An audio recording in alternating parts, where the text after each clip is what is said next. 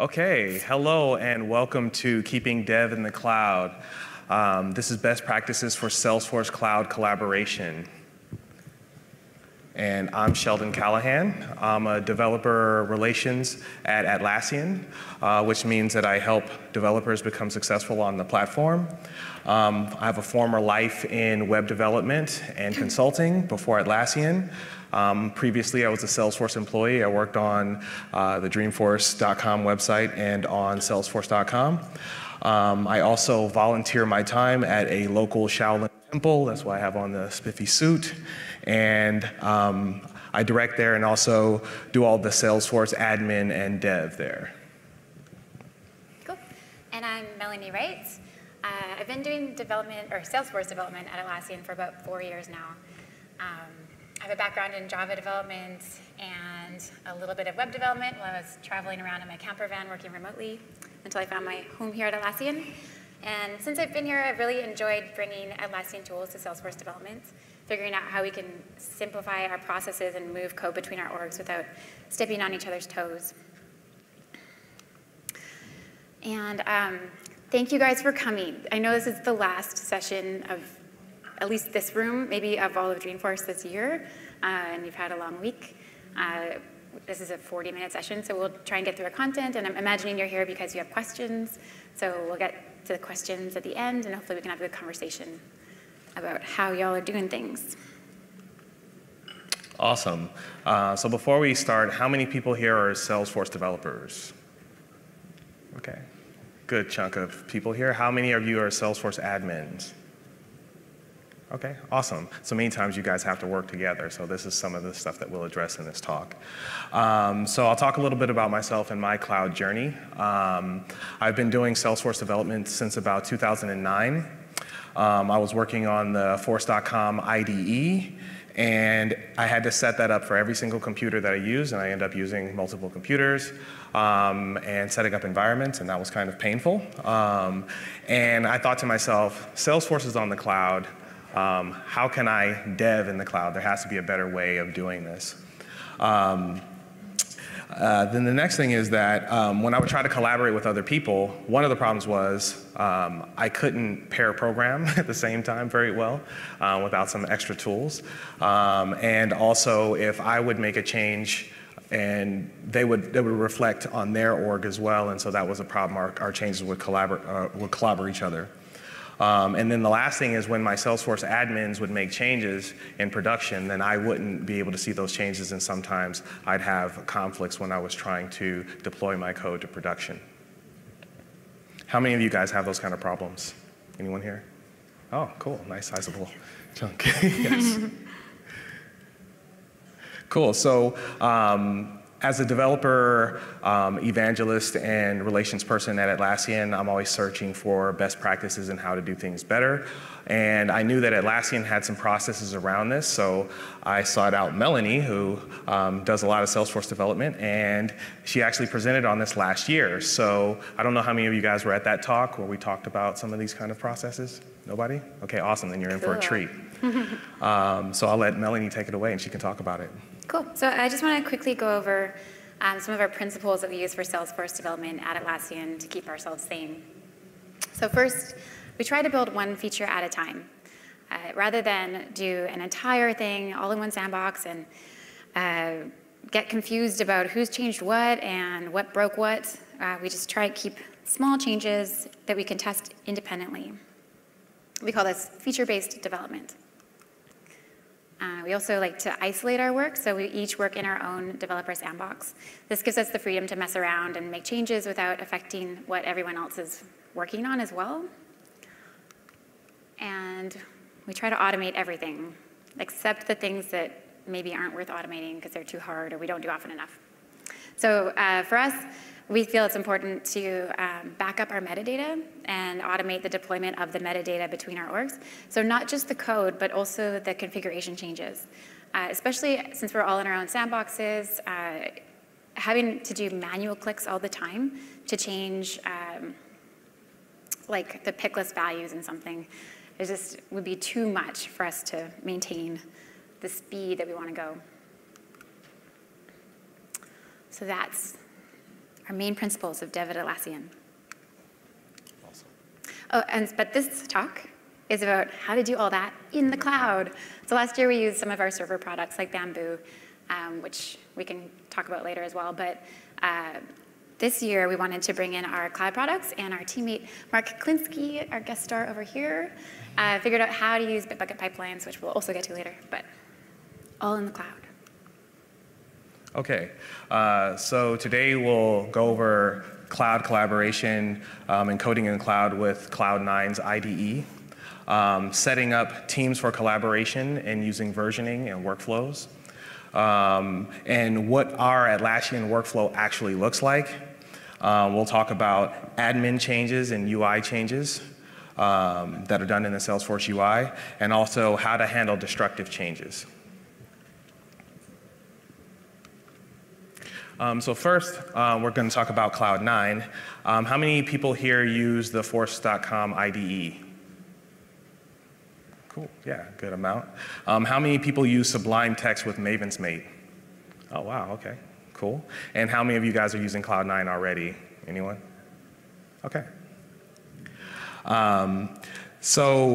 We use Cloud9 because of its strong integration with Salesforce, so you can directly bring your Salesforce org down into Cloud9. So it's as easy as just setting up an account and creating a workspace. And so here we are creating a workspace. We're going to call it Keeping Dev in the Cloud.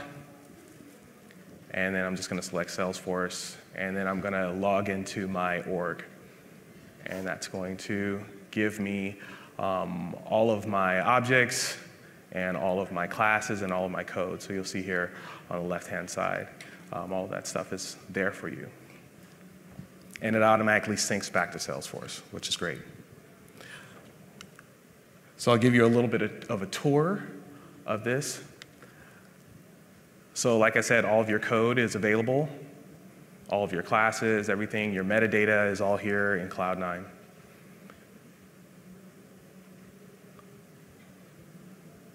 You can also run tests. So all of your tests that you've written are here, and you can run them in Cloud9 as well.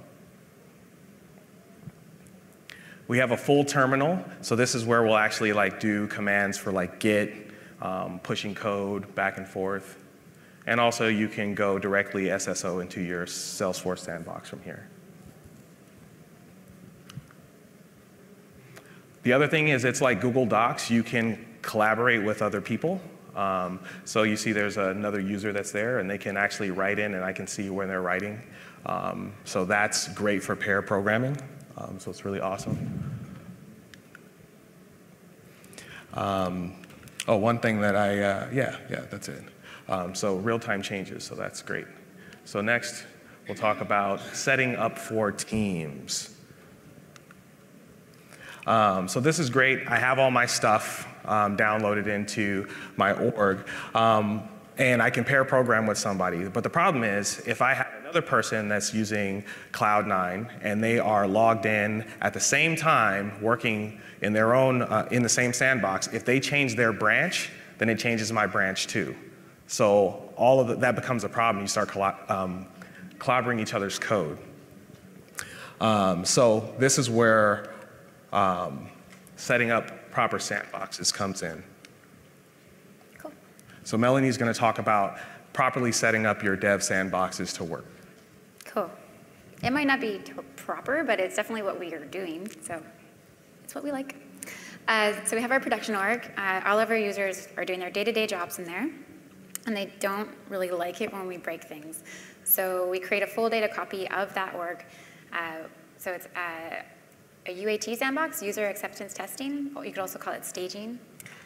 And this is where we put all of our features for our users to test before we release to production. And then we have a shared dev sandbox that we merge all of our changes into just to sanity check that they're not going to collide with each other and that our builds will still or our tests will still pass.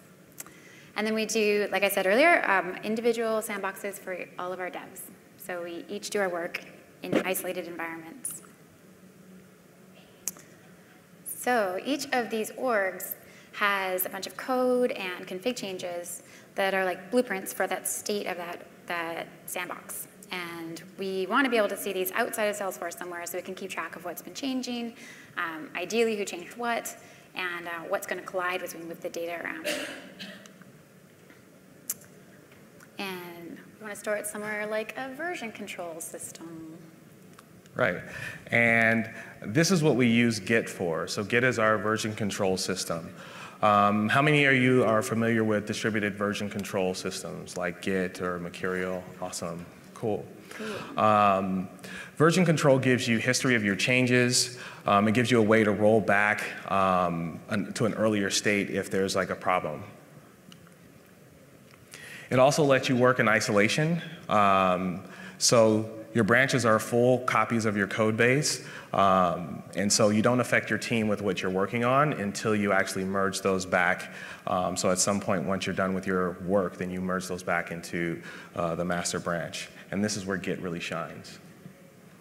And so we try to work on one feature per branch so that you know what you're actually working on and what's being fixed. And so if there's a problem, you can trace it back to that one branch. Okay, so this is basically how it works. So here we're starting with the stable master branch that your team works against. This reflects what's in your dev sandbox. When you start working, you create a new feature branch. And then individual commits to your feature branch shows what you've done. And so you can continue to work along that. And then when you're ready with your work, then you can merge it back into master for release. Awesome. And Melanie will talk a little bit more about this. Yes, thank you. All right, so we have our production org, and we store its metadata in a Git repository. And then we actually fork this repository to store the metadata for our UAT, user acceptance testing, staging sandbox. So a fork in Git is a full copy of a repository that you can apply different access controls to and also push changes back and forth pretty easily. And since we also want to create a way to push changes back and forth between UAT and production easily, it seemed like a natural fit. And then we do the same. We create a fork of our UAT sandbox now to store our dev sandbox's metadata. Awesome. And we host all of that on Bitbucket. So Bitbucket is our tool that we offer in the cloud that allows you to work with Git. It also gives you a UI for creating forks and creating pull requests and merging your code. And also you can get feedback from other users. So this is let me see. Yeah, this is Bitbucket. Go ahead and push. Oh, okay. Oh. It didn't play. It's just a screenshot. Okay, we'll go back. But it's a pull request. So here, Mark is asking for approval to merge some changes to these 3 files, and I've reviewed it and said it's cool. Yeah. So you have full code review inside of Bitbucket as well. Cool. Thanks. Okay. And also, in setting up our teams, you want to set up a good way to communicate with each other. So use Jira. How many of you are familiar with Jira? Cool. All right. So as you probably know then, Jira is great for issue and project tracking generally, but it's also really useful for doing feature-based development with Salesforce or other. But it's also, here, let me show you actually. I have a screen flow for that. So here's how we can communicate by using different statuses that we have issues that are ready to deploy, because we can see that they've been moved from ready to tested in UAT. We've also created separate swim lanes to show which issues have special manual release instructions. So in this case, we actually, rather than have one big Excel sheet for every config change you might need to do for your release, we track them on, I have to do this here. We track them on the Jira issue with the particular feature they're bundled with. So for this change, we had some code changes, but we also have these specific config changes to do.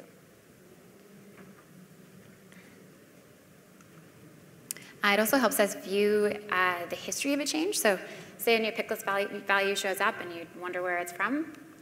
You can go and search for that string in Bitbucket, and it shows you the commit that was added within, and then you can trace that back to the JIRA issue and see who requested it and why. Maybe there'll be a big conversation about it.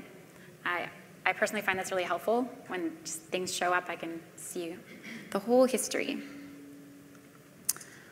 And then, of course, HipChat. It's great to be able to get notifications as you do things. We get notifications when pull requests are submitted, when there's comments on pull requests, JIRA issues as they come in, talking to each other. It's all very useful. Okay. Cool. So we'll talk next about setting up automated deploys. So the first thing we have to talk about is what is continuous integration and continuous delivery or deployment. Basically, it means that you're always delivering features. So that every feature that you create must be shippable, it must be reviewed and complete and deployable to production.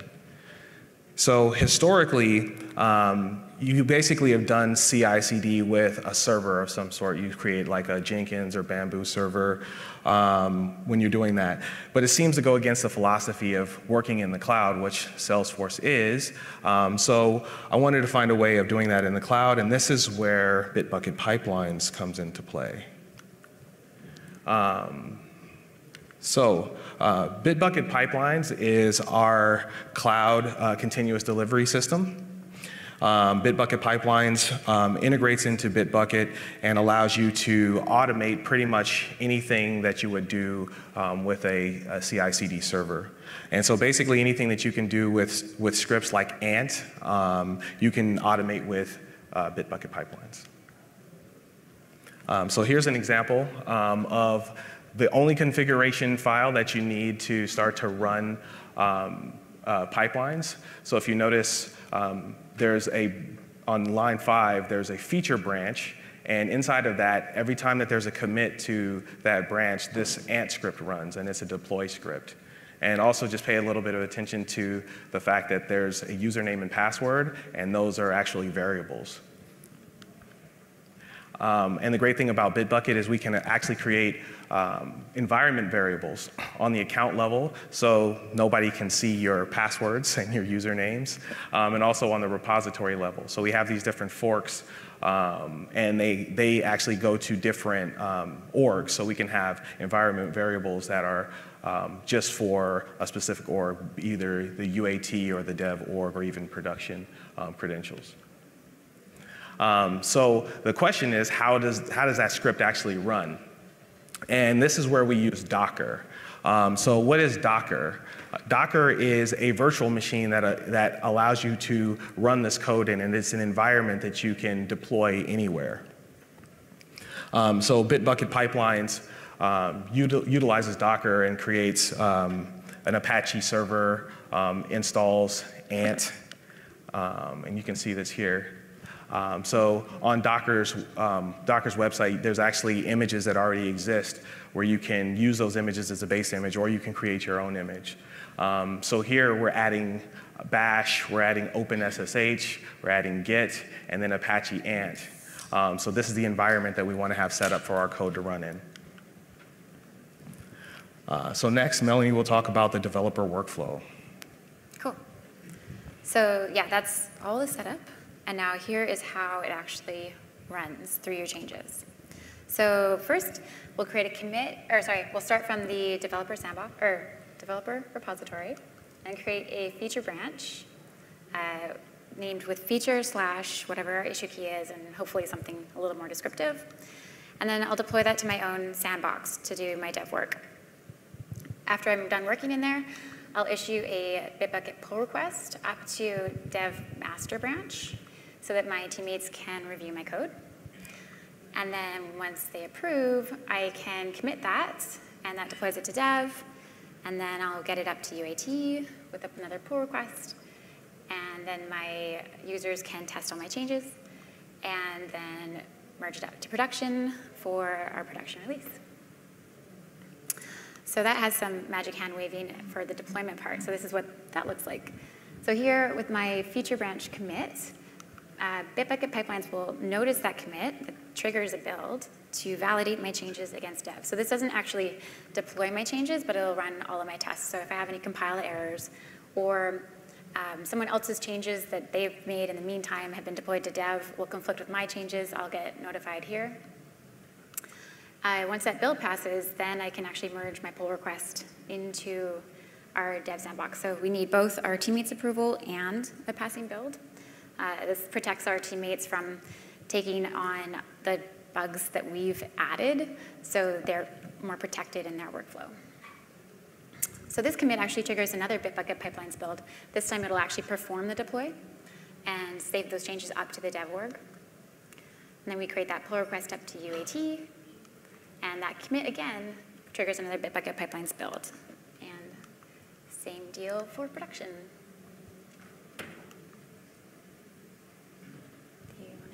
Awesome. So first, we'll take a little look inside of our tools here. So we'll start with the Jira ticket, and we'll create a branch in Jira. And then we can copy and paste that branch name. First, we got to add feature because the Bitbucket Pipelines is going to run off the name feature. And we're going to create that branch. And so from here, we can actually use the code at the bottom in our source tree in order to fetch. Yeah, there you go. Yeah, there we go. In order to fetch that feature branch that we just created from Jira, from a Jira ticket.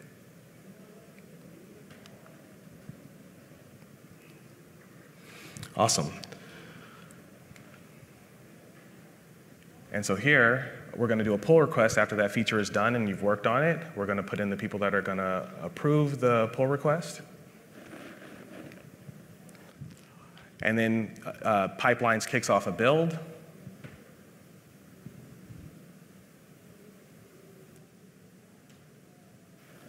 Oops, it failed. It failed. Oh, no.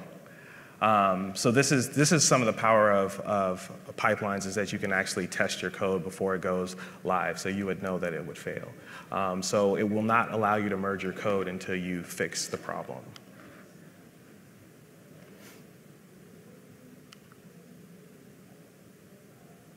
So now we've fixed the problem. Now Bitbucket Pipelines is actually running the scripts. So it's doing a deploy. And after it's done, it's passed. So great. So now our code is actually deployed.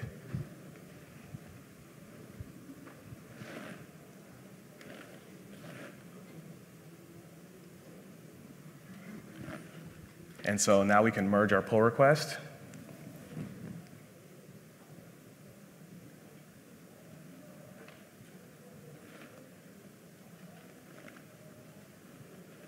So this is doing the actual deploy. So yeah, it's not just testing, it's going to put all that metadata up on the dev sandbox. And it's successful. Awesome. Okay, so now we've gotten all the code into the dev sandbox. Now we actually need to push this up to UAT or staging. It's the same process. We're going to create a pull request into master.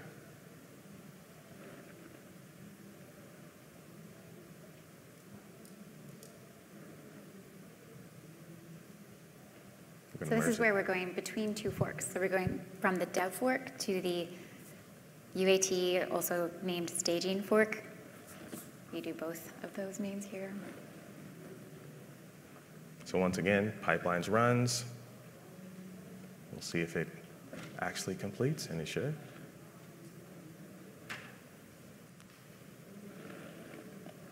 And it's successful. Great. So now we've deployed to UAT, so now we want to go from UAT to our actual production environment. Same process. So you guys get the point. Cool. So now we'll talk a little bit more about working with admins. So all your devs are working independently from each other. Everyone's happy. Our team grows, and now we add an admin. So how do we save admin changes as well? So here we go. So admins make changes in the dev sandbox, and they can trigger a build, and it backs up these changes. Note that all the metadata isn't getting picked up, so it needs to get added to the package.xml file. They can include a commit message with a JIRA key so that it can be traced back to the feature that it's needed for.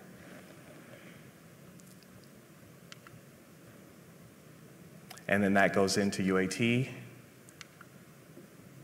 and then into production.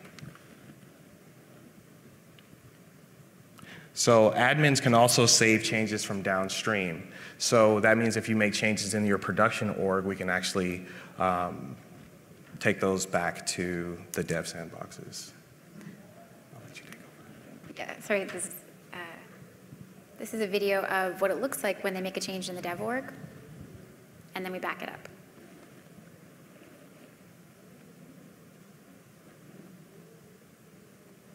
So here we're adding a new pick list for t-shirt size on the lead.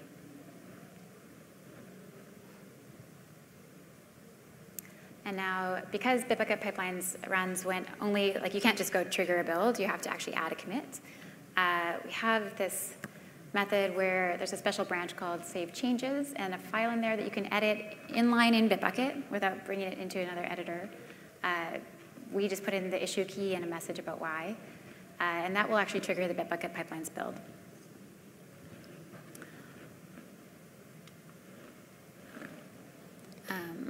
So maybe your admin made changes in production, like adding a pick list or changing a new field, and this is how we automatically back up the data with Bitbucket Pipelines. I'll let you talk about this. Do this one. Okay, all right, so the admin makes changes in production. They do that same process to save those changes by adding that new file to their that special branch, and then that triggers Bitbucket to bring their changes down to the production repository. And then we use a feature of Bitbucket called fork syncing to pull those changes down to the downstream orgs. So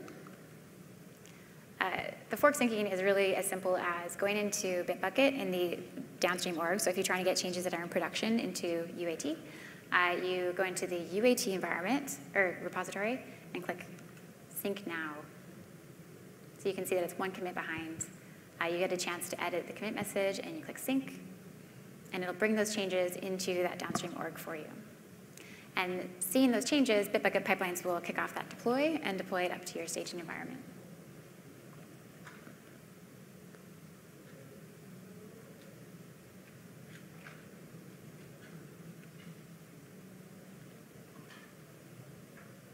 Cool. And then we do the same thing to go down to the dev org as well.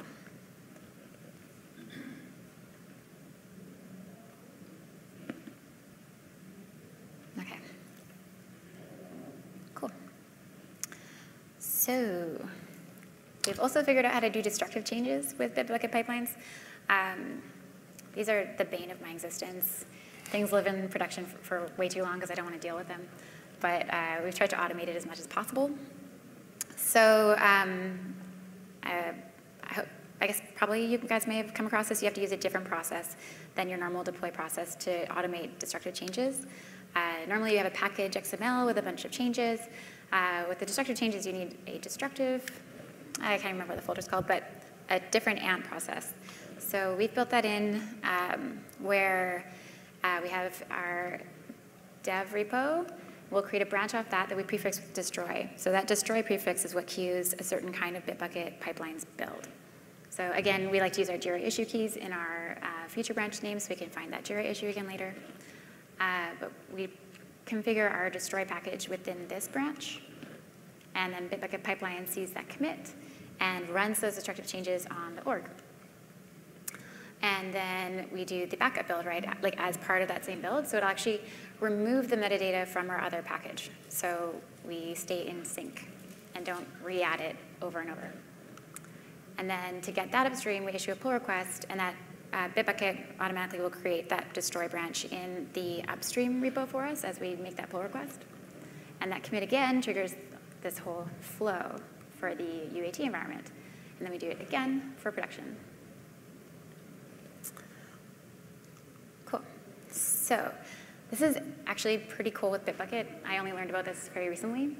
So we have like a basic destroy branch that we use to get the package set up for ourselves. So we just branch off of that every time. And then, oh shoot, I think sorry, we're gonna have to watch this again. One moment, please.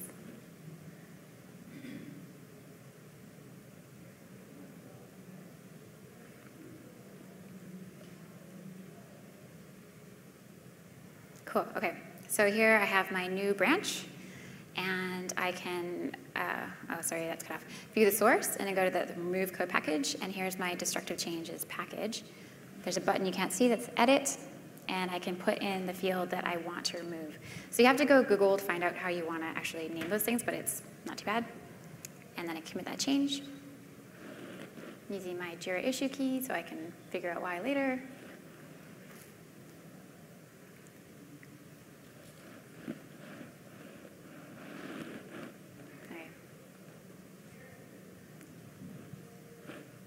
And that kicks off our destructive pipelines build.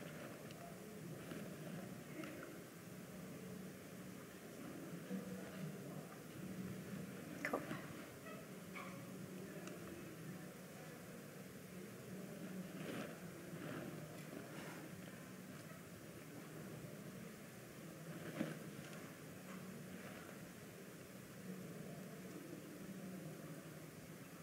So here it's calling the get code on the ant package or ant migration tool, so it's pulling down those changes. And now when I look at the commits, you can see that the metadata has been removed.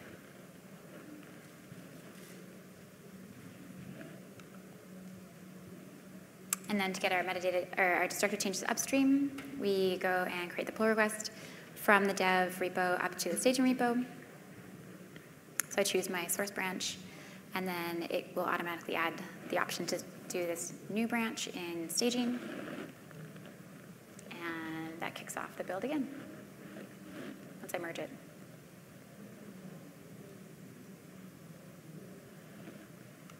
Cool. Great, and we'll talk about this destroy script a little bit. So if you notice on line 40, this is the ant script that does the undeploy code. Also, we are SSHing into Bitbucket here because we're actually going to do a git merge. And underneath from line 50, you start to notice the git commands that are running into the repo. And then ant is running here when it's getting the code and deploying to SFDC. So each branch, you can have different pipelines run. So you can have pipelines run on your destroy branch, you can have it run on your feature branch, you can have it run different things on your master branch.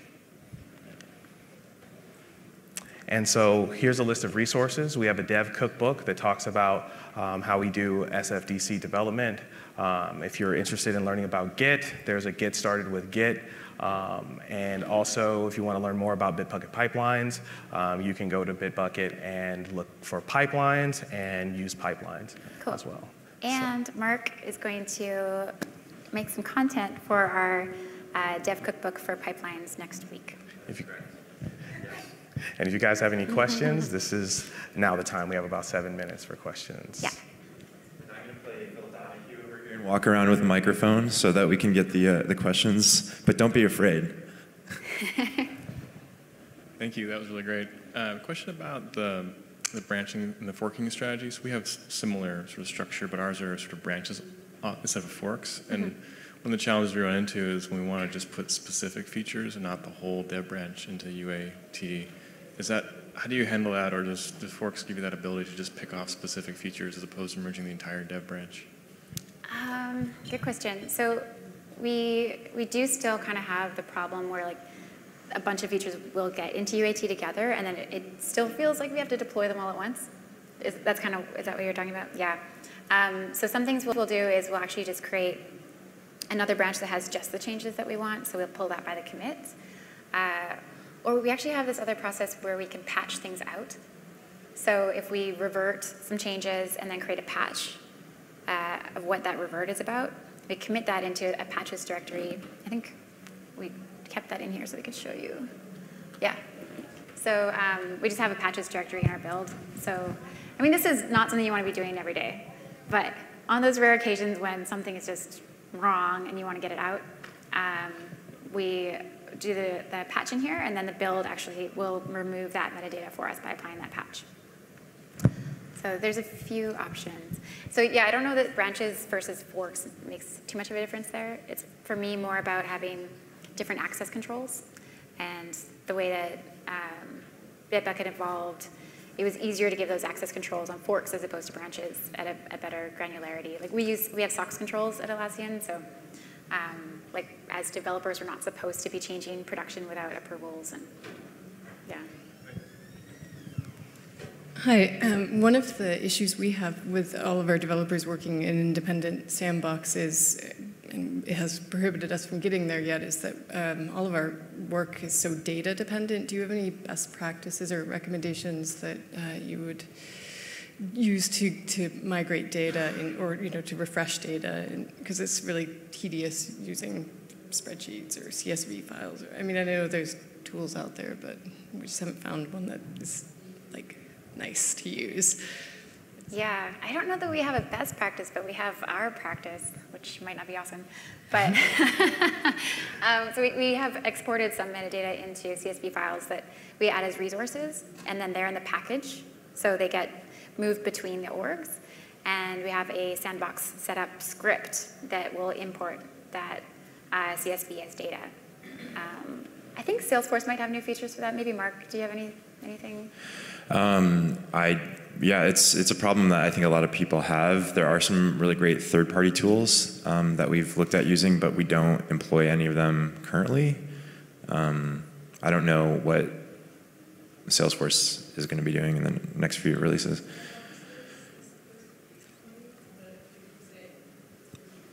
Yeah, I mean, we have a partial data sandbox too with our licensing, so we use that for some of our stuff. Yeah. Oh, shoot. There was a product I was looking at that we would need to use if we're looking at CPQ solutions, so we were looking at Steelbrick, and there's a product that moves data, Proudly Mover. Yeah, that's one of them. Yeah. We also use MuleSoft, which we could potentially do for limited data set copies. You can tell Mark's really excited about it. This looks like something we'll probably put into practice in our org. I'm wondering, looking at the DX, all the stuff that's coming up with Scratch orgs, how do you see that fitting in with this? How about you, Mark? I'm really excited about it. I went to the keynote the other day. I didn't stop by the booth, and I didn't go to the like the DX. Like there was a session. Hopefully they recorded it. But I think our biggest issue that we face right now is the fact that our deployments take 2 hours. And I think with Scratch orgs, that's going to make it a lot easier to do validations without tying out. Because right now, anytime we do a feature branch, if we've got 4 different developers and we're all doing a validation at the same time against the same dev org, and that's just all those jobs just pile up and pending. So Scratch orgs, I think, are going to make testing and deployments a lot faster. So I'm excited about that. I'm interested to see too what Salesforce is going to try to do with some of the other deployment tools stuff, since we're in the business of making dev tools. So that's a personal interest, though.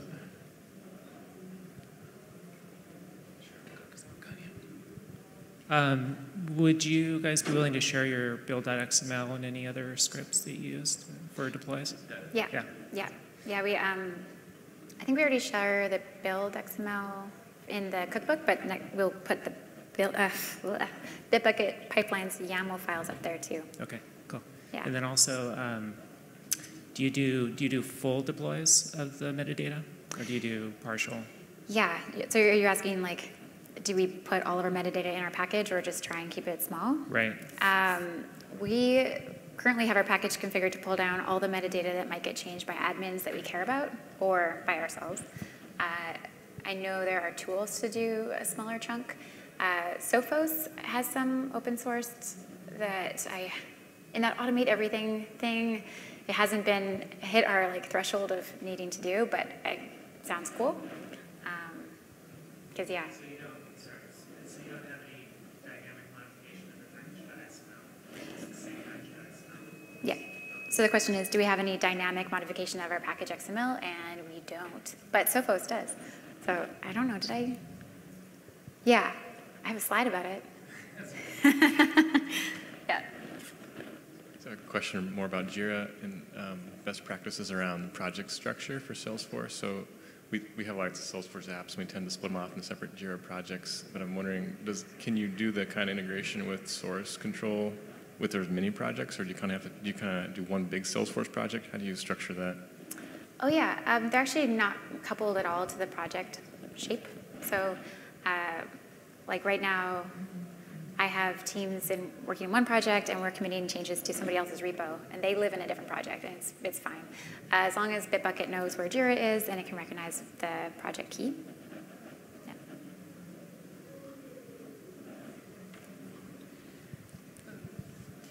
Do you guys do like true continuous integration, like where you're deploying frequently and you don't have like a big massive deploy that like is kept until, whenever the business says go? Because that's kind of our problem, is we can iterate up to a point and then everything kind of hangs out in stage until that steering committee timeline. Mm-hmm. Yeah, so the question is, do we actually release to production frequently, or do we end up with a big batch of changes that we have to do in one big go? And we're not consistent in that yet. Like if we have just small things, we'll push them through and it's cool. But if there is something, kind of again going back to the earlier question, if there's something that our users aren't ready for yet, that kind of backs up the whole process still. But we could just move a few of those things through no matter what. So it's almost like you need like a fast lane and a slower track.